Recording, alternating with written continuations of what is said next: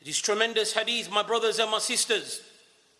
Imam Bukhari, he narrates from the hadith of Anas ibn Mālik that the Messenger of Allah sallallahu alayhi wasallam said that Allah, the Exalted and the Most High, will say on that great day to the one who will have the least punishment in the hellfire, to the least one that will have the punishment in the hellfire, it will be said to him that if you had the riches of this world, if you had all what was in this world, now to sacrifice and put in ransom,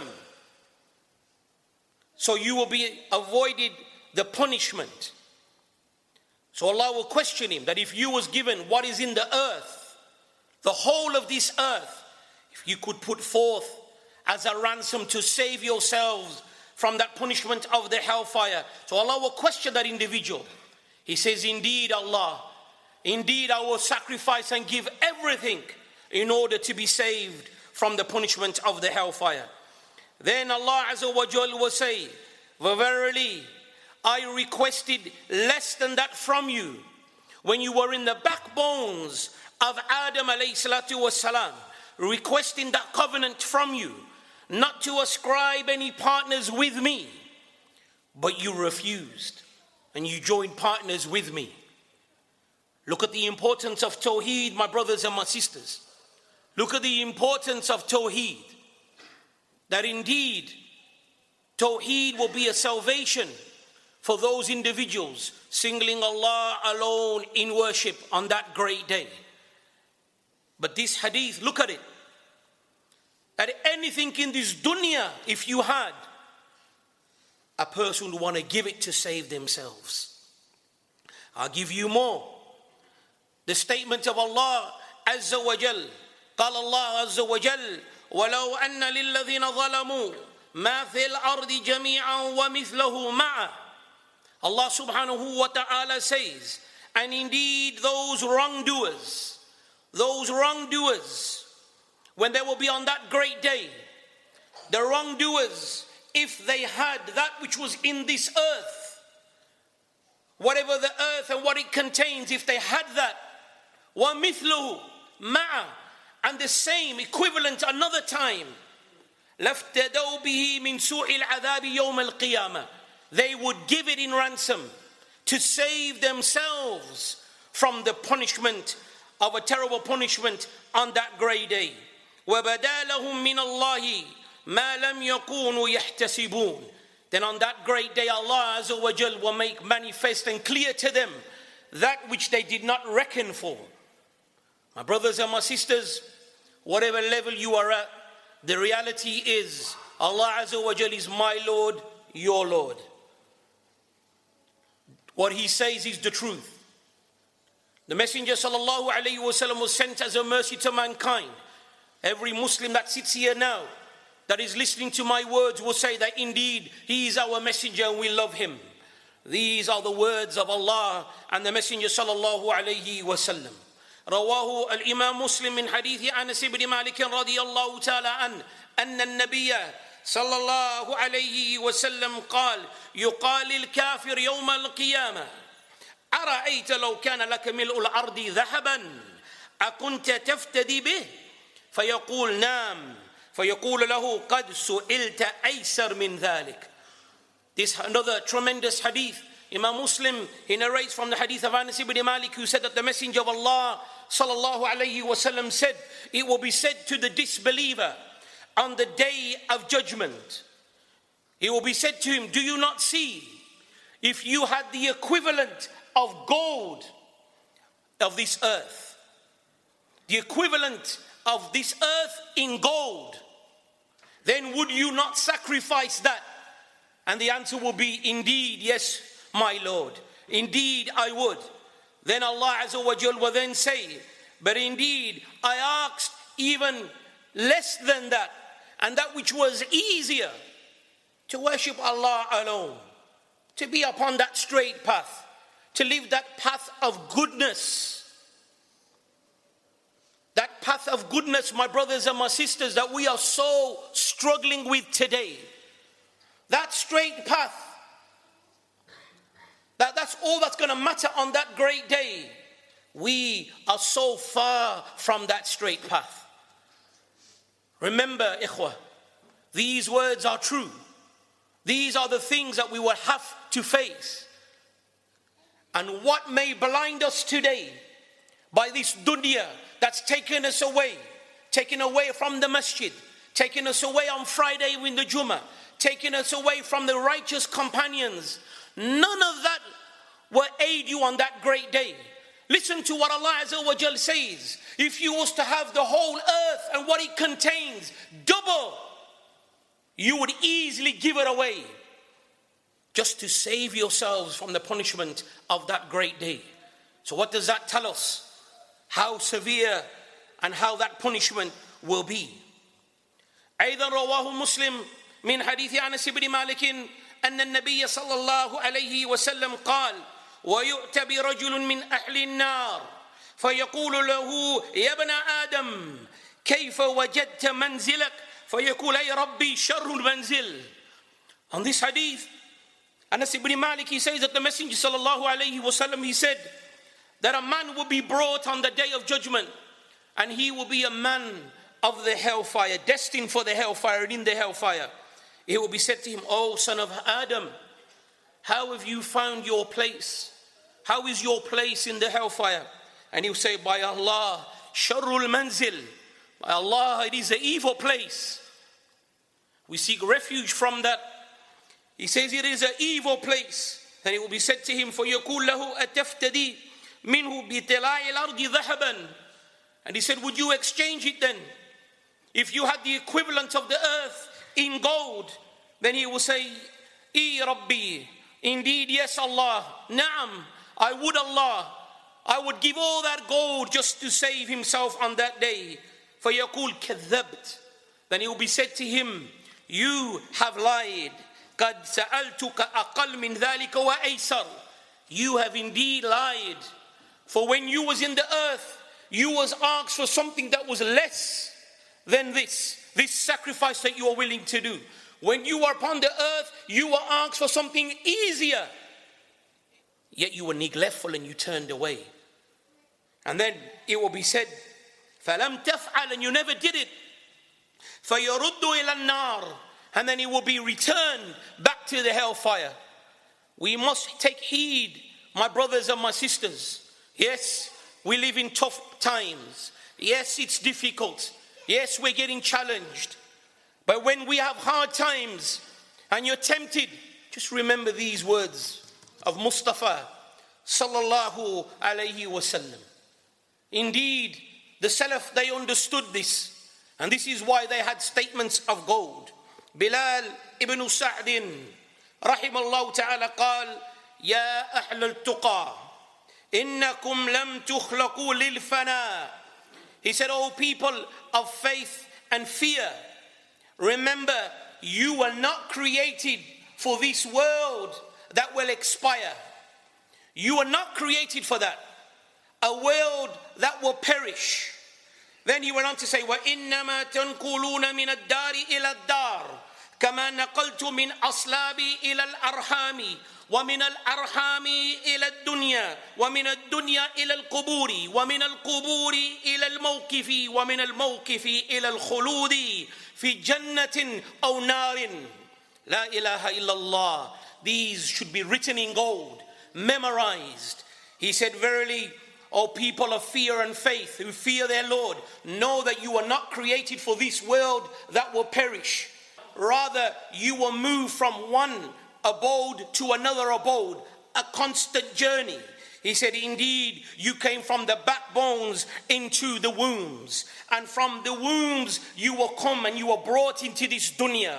And from this dunya, then you will travel into the graves. And from the graves, then you will then be resurrected and you will travel unto that day of standing, the mawqif, where every single one of us will stand in front of Rabbul Alameen, Lord of all dominions, and we will be questioned. And then from that mawqif, ila al-khuludi, from that standing, you will then go to a abode that is eternal, never ending. Imma al-jannah or imma al-nar. Either it will be paradise or either it will be the hellfire. We pray to Allah Azza wa Jalla that He make us from Ashabul Jannah. Ameen. Wa sallallahu barik ala nabiyyina Muhammad wa alihi wa sahbihi ajma'in. Alhamdulillah Rabbil Alameen wal aqibatu lil muttaqeen wa la udwana illa ala zalimin. أشهد أن لا إله إلا الله وحده لا شريك له أشهد أن محمدا عبده ورسوله صلى الله عليه وسلم تسليما مزيدا أما بعد. And to further clarify, Alhamdulillah, our religion, my brothers and my sisters, He has given us everything. Allah Azza wa Jal from His mercy has given us guidelines, has sent us a messenger with a perfect example for us to live by, for us to fight the evils that we are facing. Our religion is everything that we have, is the most priceless commodity that we have, but yet we just forsake it so easily or abandon it.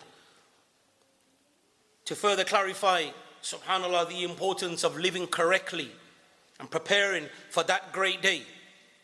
ما رواه مسلم من حديث أنس بن مالك رضي الله تعالى أن النبي صلى الله عليه وسلم قال يؤتى برجل يوم القيامة من أهل الجنة فيقول له يا ابن آدم كيف وجدت منزلك. In this hadith, Anas ibn Malik, he says that the Messenger sallallahu alayhi wasallam, he said, on that great day, a person who will be destined for Jannah, he will be brought forth and he will then be questioned and said, Ya Ibn Adam, how have you found your abode and your place in Jannah? How is it? He will say, Ya Rabbi khayru manzilin. By Allah, what an excellent and a splendid place this Jannah is. Then it will be said to him, for yaqul sal wa tamanna, ask and wish whatever you will. For yaqul ya Rabbi ma as'alu wa la tamanna illa an turuddani ila dunya fa uqtala fi sabilik ashra miraran lima yara min fadli shahada. What will he say? The people of Jannah, and this is the one who's a shaheed, who died living on the path of Allah, who died as a martyr in the path of Allah, whether that he was killed or whether he lived by that, and one of the asbab that he died as a shaheed, it was said to him, out of all of the things that he could wish for, he said, oh Allah, take me back into this dunya and let me be killed for your sake again 10 times, because he knows regarding the reward. Look at the reward. And this is hadith also makes me remind, do not think that those who are being oppressed, do not think those are being killed wrongly, do not ever let shaitan think that your Lord is not merciful. Allah is most merciful to us than the mother is to the child. If we feel it, that Allah Azza wa Jal knows of it, maybe by that death you will be in the ranks of Jannah. We don't know. We pray that our brothers and sisters that are being massacred, we bring you this hadith, stay firm, be patient. For indeed we make dua that Allah Azza wa Jal with His mercy makes you of the people of Jannah and that high rank. Because indeed they will be asked by Allah, and the only thing that they will be wished for is to go back and die in the way of Allah. And that is what we are seeing as that is an atrocity today. Nobody wants that. But on the day of judgment, and those who have reached Jannah, they would want to come back and die in the path of Allah. So I say, may Allah Azza wa Jal have mercy upon those that have returned. May Allah Azza wa Jal have mercy on those that have been died in horrific ways in the path of Allah subhanahu wa ta'ala. This dunya is nothing, my brothers, my sisters. This dunya will perish. No matter how rich you may be, no matter how powerful you may be, whatever is taking you away from the remembrance of Allah, whatever is taking you away from the path of Allah, remember, if it is not in a good way, then it will come to haunt you on that great day.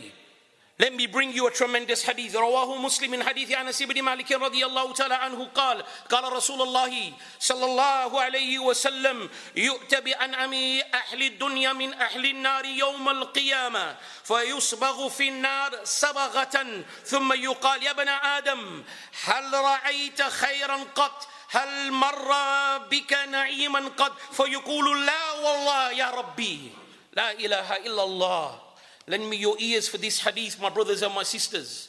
The Messenger of Allah sallallahu alayhi wasallam said that the one who was given the most in this dunya, an'am, he was given the most riches, the most pleasures in this world. Just imagine the riches that we have in this world and those individuals that possess that great wealth. But we're talking about an individual that is destined for the hellfire. But yet he had everything here. Everything that he had here. An'am, the most. And he will be dipped into the hellfire. Just one dip. And then it will be said to him, have you seen any pleasures? Have you seen any good in your life? He will say, La wallah, by Allah, no.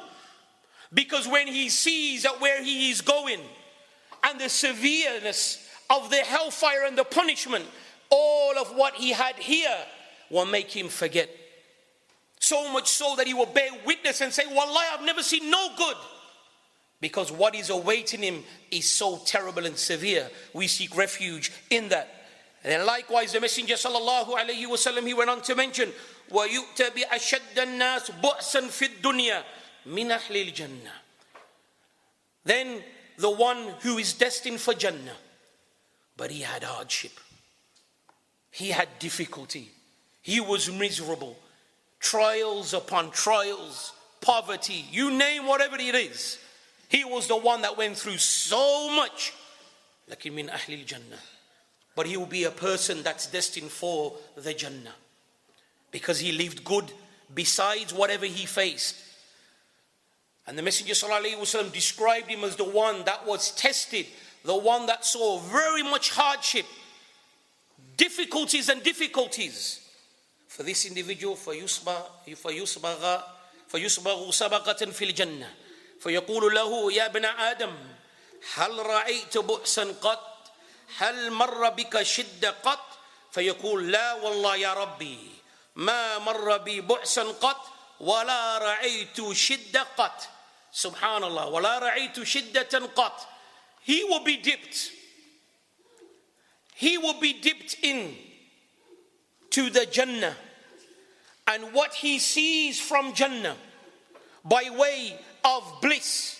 And this person was described as the one that saw so much difficulties. It was said to him, have you seen any difficulties in your life? Did any hardship go past you? Did you see any difficulties? He would say, La wallah. By Allah, no. No difficulties. No difficulties did I see. No hardship did I see. And the ulama and the scholars, they explain, because when you see what is waiting for you in Jannah, when you see what the reward will be, every last difficulty that you went through here will be forgotten. So we pray that Allah Azza wa Jal makes us from those that are from Jannah. We pray that Allah Azza wa Jal makes us from those who taste the sweetness of the akhirah. And I leave you with this tremendous narration. And Ibn Tawus and Abihi قال حلو الدنيا مر الآخرة. He said, verily, the sweetness of this world and the pleasures of this world will be bitterness on the day of judgment. وَمُرَّ الدُّنْيَا حُلْوَ الْآخِرَةِ. And the bitterness and the difficulties that you face here on that great day will be sweetness. May Allah Azza wa Jal make us from those who taste the sweetness of the akhirah. Wa akhir da'wana alhamdulillahi rabbil alameen wa sallallahu wa barik ala nabiyyina Muhammad wa ala alihi wa sahbihi ajma'een.